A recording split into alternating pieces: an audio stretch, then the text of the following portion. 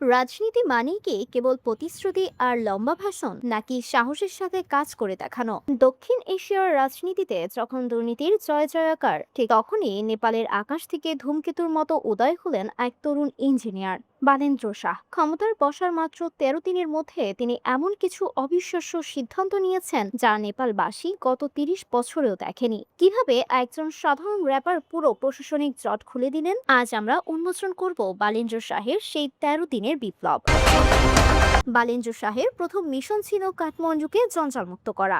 বছরের পর বছর ধরে প্রভাবশালীরা ফুটপাত দখল করে ব্যবসা করছিল, আর সাধারণ মানুষ রাস্তায় হাঁটতে পারছিল না। বালেন্দ্র শাহ কারো পরোয়া না করে সরাসরি বুলডোজার নামিয়ে দিলেন। বড় বড় শপিং মল আর আন্ডারগ্রাউন্ড পার্কিং লটগুলো থেকে অবৈধ দোকান উচ্ছেদ করে তিনি প্রমাণ করেছেন আইনের ঊর্ধ্বে কেউ নয়।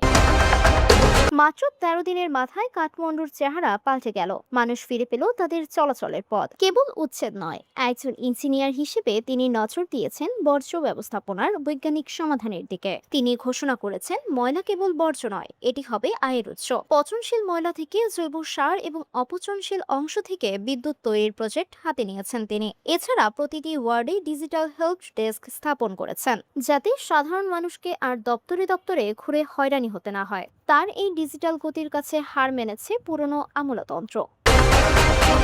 বালেন্দ্র শাহের মতো এমন সাহসী আর টেকনিক্যাল নেতাকে আমাদের দেশেও প্রয়োজন। নেপালের এই অভাবনীয় পরিবর্তন দেখে আপনার ব্যক্তিগত মতামত আমাদের কমেন্ট বক্সে অবশ্যই লিখে জানান।